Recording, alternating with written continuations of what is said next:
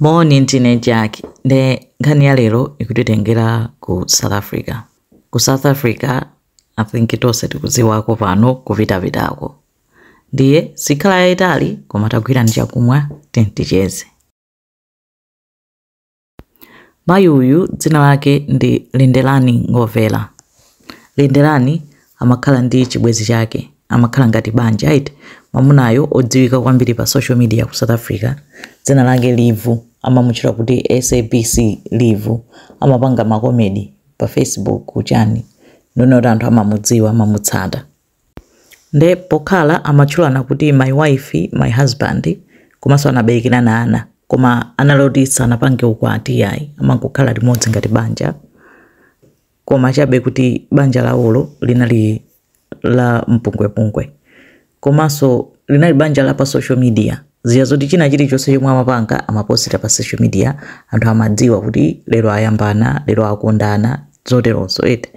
Ndi mmene amatani, ndi mmene anthu amakhalira. Nde tsiku lina anapezeka kuti mamuna dzina lake lonse ndi Livuwani Madadze. Sono mu 2023 tsiku lina Lindelani anapezeka anapita pa social media kukalimba kuti koma ine Livuwa ndimenya. Kundimenya kwake osati kwa bwinobwino, koma kundimenya ngati akupha njoka.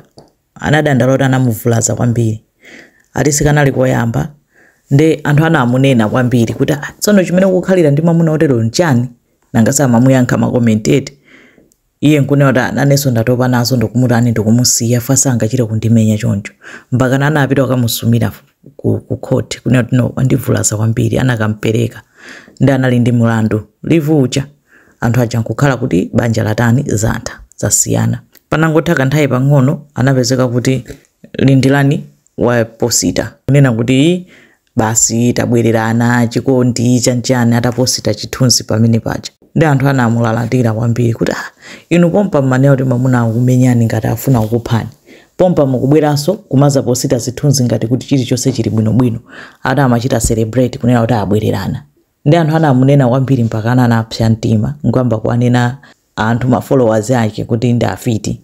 Chifukwa choti safuna kuti iye akhale mchikondi, akhale kusangalala. Chimodzimodzi nayenso Livu uja anapositanso chithunzi kudzinenerera kuti tabwererana timakondana, anthu amalimbana nkulowerera za mbanja mwa ini ache afiti inu. Toko simukukondwa kuti tabwererana. Anatukwana anthu pamene paja kuti musazalowerereso za mbanja mwathu. Anthu aja kumakhala koma suti zinathera pompo anammenyanso. Ndi amakanikano kumadandaula nangasana atukwana ma followers kunena kuti yani ndi afiti chifukwa chonena kuti amamunena kuti chimene ukukhalira ponena kuti akukuzunza akumenya ndi chani. Kenako anthu aja anabwerera nanso zabwinobwino, koma mu nthawi yonseyo Livu anali akadali ndi mulandu ku court onena kuti anamtani anamuvulaza Lindelani. Ndi anapezeka kuti mu 2023 mocha kumapeto ananyamuka anatenga ana awiriwo anapita ku court. Nkhani yomweyo yomwe amazengedwa mulandu uyu analonera kuti akhoza kumangidwa fana namuvulaza kwambiri. Koma atapita ku court Lindelani anakanena kuti ayi basi takambirana, afuna kuti kuthetsa mulandu. Akoti anamufunsisiza kuti uli serious akuti takambirana nkhani yatha. Anatani anauchotsetsa mulandu ucho nena kuti Livu ndi wabwinobwino ndi mamuna wanga takambirana, tachita mediate tikakhala bwinobwino.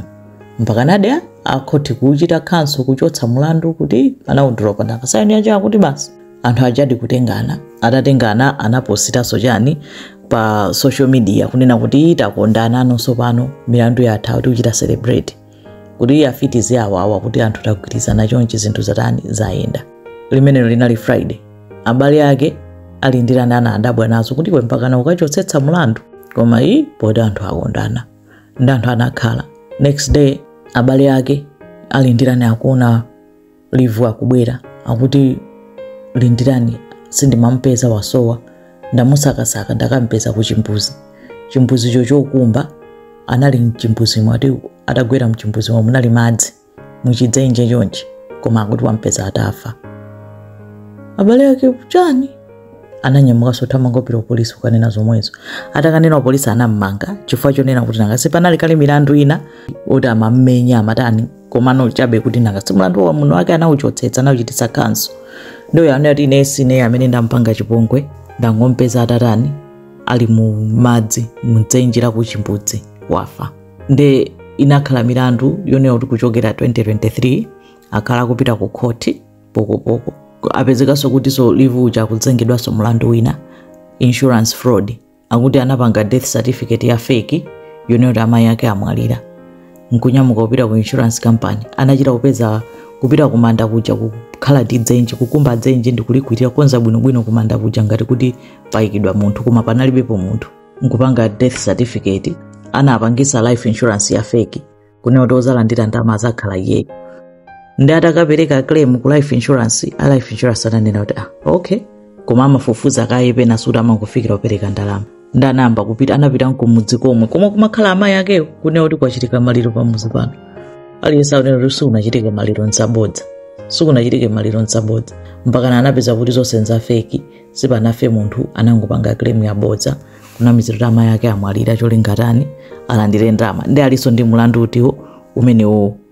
Tsono ali ndi milandu iwiri, ndi paja milandu imatenga nthawi yayitali eti zinachitika mu 2023 mpaka na pano milandu ikadatanibe ikadapitirirabe. Ndi alivu anapeza chibwezi china akupitiriza maposti yawo ndi mkazi wina pa social media. Sizikudziwika kuti kayangolakwa kayangosalakwa, koma zimene zinampangikira Lindelani zimenezo kuti after kuti kupunthidwa ndi abambowo anampanga convince kuti akatani akachotsetse mulandu, atangochotsetsa milandu next day akapezeka kuti watani wafa.